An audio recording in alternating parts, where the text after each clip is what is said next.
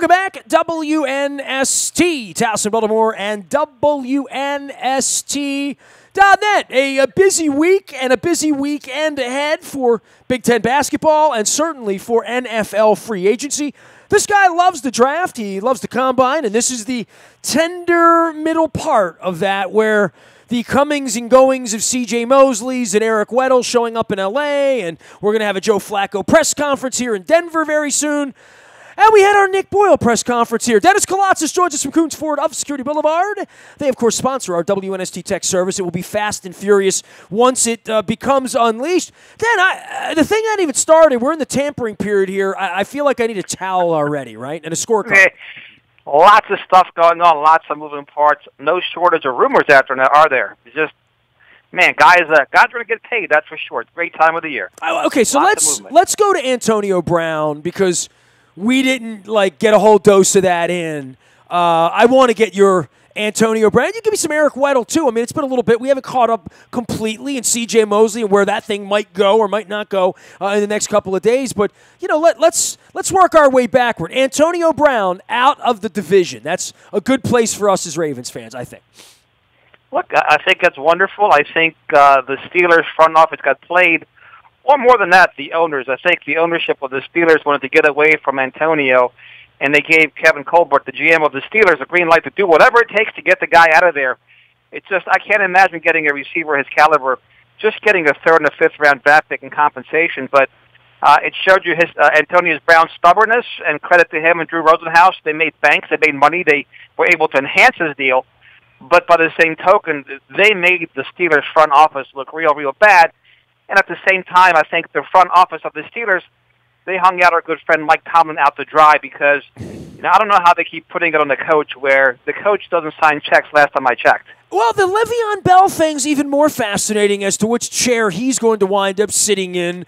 And again, I mean, you're going to need a towel and a scorecard before this is all over with. And I'm interested in how the Ravens plot the course here because – look, man, there's been two courses, right, Dan? I mean, you've been at this as long as I've been at it. There was the Ray Lewis course, right? There was the we're going to build around Ray every year. We have a chance to win a championship. He's Ray Lewis. He's John Ogden. That's Ed Reed. Here's Terrell Suggs. There's Elodie Nada. There's Todd Heap. There's Brian Billy. Whatever your thought was, going back to Woodson and those, Shannon Sharp and all of that. But from that moment forward, there was always that. And in the modern era, there's always been, well, there's Suggs, and there's Joe Flacco, and there's Yonda, and there's if this and then that, and we got the kicker, and we'll win close, and Harbaugh's a genius, and we did it once, and, now I don't know what this is, right? I mean, most of the championship stock not named Harbaugh is starting to, other than the Sam Cooks and the Tuckers,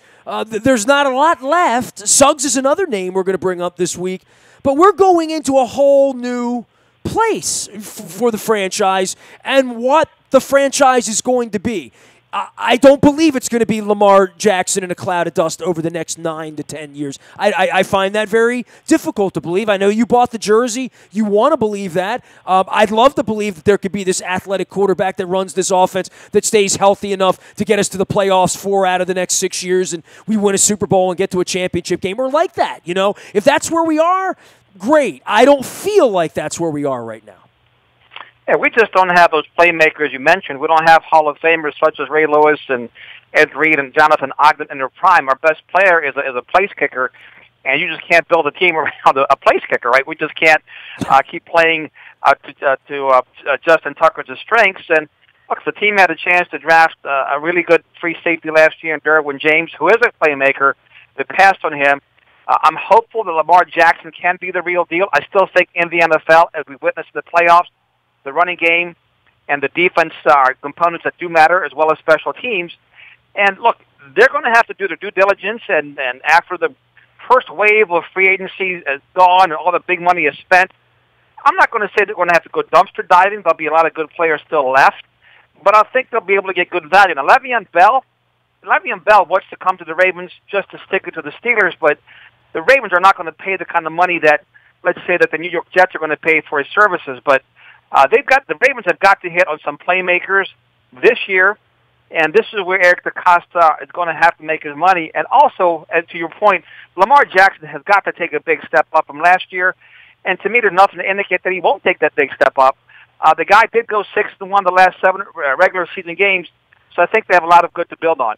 Every time you say Lamar Jackson, Dan, I want to say Mr. Jackson if you're nasty. He is Dennis Koulatsos. He's at a Coons Florida Security Boulevard. Mr. Jackson, he's got some trouble right now, doesn't he? Woo, that's another whole story. Yeah, well, yeah. We went to that last week. I don't think I'm going to be listening to Pretty Young Thing anytime soon. It's funny. It's funny you should say that. Not to go off topic. No, we're allowed to go off topic. We do that here. I'm an indoor cycling instructor, and one of my members came up to me after class Saturdays, and I had a Michael Jackson in my playlist, and she said, you can't do that again. I'm like, what are you talking about? She says, I saw the 4-hour special. She said, Dennis, if you saw it, you will never play a Michael Jackson song again. So you know what? I listened to her. So I scrubbed my playlist of all of Michael Jackson's songs. What song were you playing? This is why I know whether it's a good song. Want to be starting something? What are you doing for me? Yeah, that was the song. Rock with you? Or no. Just want to be. Nah, it was a pretty young thing, and I'm willing to give up all the Thriller stuff. Don't take Off the Wall from me. You know what I mean? Well, take the Jacksons, take all of that. Just give me Black or White. And let me have, just let me have Off the Wall. That's all I want. Well, you know what? I even tried to play some defense. I said, at what point do we separate the artist from the music? And she said, you can't. I'm like, well, my wife said I'm not allowed to listen. I Believe I Can Fly anymore. And I said, well, what if James Ingram sang it because he covered it? Can I listen to the James Ingram version of I Believe I Can Fly? Yes? Yep. Right. Multiple layers there, Nestor, for sure. But getting back on topic, lots of free agents, lots of C.J. Mosley talk, right? And the Ravens have a lot of holes. That's the other exciting thing. This team's going to be dramatically different in 2019 than the team that finished the season back in 2018. If this were bowling, we would have gone from one left gutter to the right gutter. We would have gone 7-10, right? Boom, boom, right? Absolutely. Dennis Koulatsos is here. We do this around here. Dennis is going to do Wednesday this week after doing Friday last week. Look, the schedule's a little slippery right now because it's not baseball season yet, but it is basketball season, right? Like, the Terps have a chance here over the next week and a half, much like UMBC did last year, to sort of give us a little wake-up, right? I mean, I think we'll be watching this week to see where they're seated, where they're going, what they're doing. Those of us who enjoy the tradition and everything about college basketball, this is a good Terps team. This isn't this team should be playing 2 weeks from now, in my mind. They have enough talent to do that. Yeah, they're fun to watch, too. I mean, I like to watch these young guys get after it. And Chargers does such a good job in recruiting. And, if they get hot, anything can happen, as we've seen in the past. They're very fun to watch, though. I mean, I like their point guard. He's pretty slick, and they've got some big men on the inside. They could do some damage in the NCAA tournament for sure. All right, tell me what's going on out at Coons Ford, because I know it's spring. It hadn't really sprung, but it's sort of trying to spring. My wife and I were walking through the city the other day. She looked up and saw some little buds on the trees and thought, well, maybe it's not that far away. And I had Dave Preston on this week, and I'm thinking, my God, we're like 3 weeks away from the cherry blossoms, right? Like, we're not that far out. Opening day, so it's almost here, spring, right? And I would think spring, or a lot of people come out, buy cars, and do whatever they're going to do, try to make it through the winter in whatever vehicle they're in. And then this is the time where they're kicking the tires, as they say out there, right? Hey, we delivered 38 vehicles over the weekend, and I'm very happy about that. A lot of people were out not just kicking the tires, but they were actually buying. My economy is good. I hope everybody's economy out there is good. Business is good, right? We're having people flying in from all over the country every single day, which shows me that we have probably the lowest prices in the country. And so the local folks also take full advantage of that, Nestor. And look, now's the time to check their air conditioning systems to make sure that the AC is blowing out nice and cold. You don't want to have a hot air on the first 90-degree day in Baltimore, right? A lot of people do that. They don't check their heating system through the winter. A lot of time we fix them. A lot of time we just trade those people out of cars and put them in brand new vehicles. How about that? Well, I wear deodorant, Den, so at least I have that going for me. Dennis Koulatsos is here. He'll be doing Wednesday this week. He always does Thursdays from 3 until 5. It is the SSV on WNST. And, of course, busy couple of days in free agency. Let's get back to the Ravens. Last thought on this, and I know you'll have more on your show later in the week, and this will be evolving. I mean, every hour or two, once the doors start to open in the middle of the week, crazy stuff's going to start happening. And names are going to be flying around, and cuts and signings and all of the visiting, and planes are going places. And as long as Mike Pettin and Rex Ryan aren't getting chased by Bart Scott's dog, everything will be good here. what do you want to see the Ravens do? I mean, do you want to see them bag some Le'Veon Bell and bring him back and say, we've got a star here to some degree? I don't think that that's where they're headed, man. And because of that, I don't want to say rebuild, reload, retool, but they have a general manager who's safe and here to stay and a coach who's safe and here to stay. And I think they, without burning it to the ground the way the Orioles did at 115 losses, I think that I would be shocked if there's a bunch of money going to some Tony Jefferson-type player right here, right now. I know they have some money to spend, but I question whether they're a Super Bowl contender right now and whether they should be signing the Le'Veon Bells or those types, the $10 million plus guys not named Mosley, and saying, we're going to be a 12-win football team next year. Well, with Lamar Jackson at the helm, I don't know how you can say that they're not a Super Bowl contender, because in my eyes, they're definitely a Super Bowl contender. Wow. All right. And so there's guys out there. The question is, like you said, they don't have to make a big splash. They made a couple of signings that kind of raise your eyebrow. Tavon Young, Nick Boyle, I thought they were very great signings, necessary, a little bit under the radar, but both signings make this team much better for the future. But the question is, they still need a center. Do they go after Matt Paredes? And Sport Track says that he may cost them $10.8 million a year, or do we bring Adrian Amos home at $8 million a year? So I can see maybe one of those signings, but I think they're going to hold true to what they've been in the past, and that's the first wave of free agents. Get through it and get all that money spent on those guys and circle back and figure out who's left. Now, they also have C.J. Mosley at 10.6. At 10.6, if that's the market for C.J. Mosley, the Ravens, I would think, would be players in that ballpark, right? I think C.J.'s looking for a lot more money than that, but if that's his market, he may end up back in Baltimore. That's the other part of it. It's not bad to be able to sign your own free agents. I think your better teams do that. Well, that's where we are and what his value is, and the late-night video last week, and he wants to stay, and whether someone bites at a higher level. You mentioned Paredes. That's an interesting thing, because that would almost act as a Flacco for center trade or something, wouldn't it? It would, and we need a center just like they need a quarterback, right? So I think Paredes is highly regarded. Would that be Elway for Chris Hinton? Would that make that right? Or you know what? You had to go there. I just had to bring it up just because we're old timers like that. I mean, you forgot about Mark Herman, right? The rag arm, noodle arm, Mark Herman out of Purdue. He was also part of that trade. One of the worst trades in NFL history. Dennis, by the way, I just want to tell you this. I had Kevin Richardson come over, Baltimore Sun, and put a video camera on me in the snowstorm last Friday night. And I sat here for an hour and 15 minutes and ranted on Baltimore Colts memories. And I didn't even roll on myself. I don't even have the audio of it.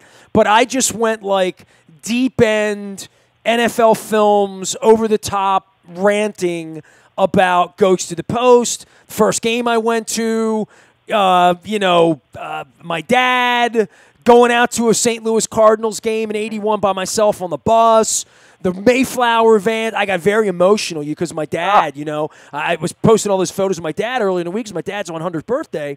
And I got very emotional. I had to make him stop the tape. I couldn't talk about the morning the Mayflowers left at that moment after getting into that state. I got crazy. My eyes got all glazed up. I was no good. And I had to take a 10-minute. I had to go for a walk. I had to get some water. To be able to sit back down and sort of compose myself, because I haven't talked about the Colts like that in a long time. Where I've just sat and told Colts stories. It's been a long, long time. Well, there is a parallel we can draw between John Elway and Antonio Brown in the sense that they both stuck it to the teams that originally drafted them. They both did. They absolutely did, and I was thinking about that this morning driving to work, and I was thinking about all those John Elway jerseys we could have sold, with the Baltimore Colts. Dennis, I found the ticket stub. I found the Elway Sucks game ticket stub. I was going through all this stuff with Luke, but then after that, I sort of filed things, and I found the stub, and I held it up, and I went crazy, right? Like I had found gold. I'm like, and she's like, what's going on? I said, I found the Elway Sucks ticket stub. Here it is, right here. And she's like, and you know what? Good for Had you. He signed Nestor, the Colts would have never moved. We would have won 2 or 3 Super Bowls with him, and it would have been a completely different story here in Baltimore.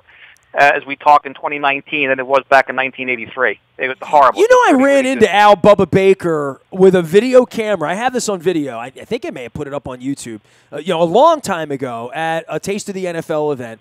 He talked about wanting to hurt Burt Jones, and then he meant to hurt Burt Jones, and then he's not sorry that he hurt Burt Jones. This was 5 years ago, literally. And I'm thinking to myself, forget Elway and all of that. If Burt Jones never gets hurt at the Silverdome, the Colts never leave Baltimore. I believe that. I believe that. Yeah.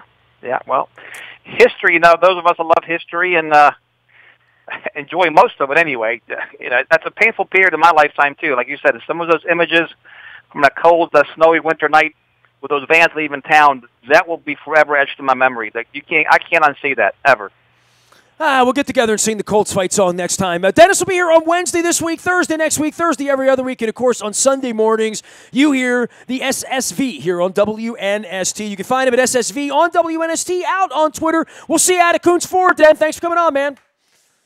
There he goes, Dennis Koulatsos, Coons Ford of Security Boulevard. Make sure you're on our WNST text service so that you're getting the breaking news when it happens this week, and it should be pretty fast and furious. I'm out on Facebook and Twitter and LinkedIn and Snapchat and Instagram, and streaming live on our Facebook as well as our YouTube WNSTV channel. Nasty at WNST.net reaches me. I am a very available individual. We are WNST.net, AM 1570, and WNST, Towson, Baltimore, and we never stop talking Baltimore sports.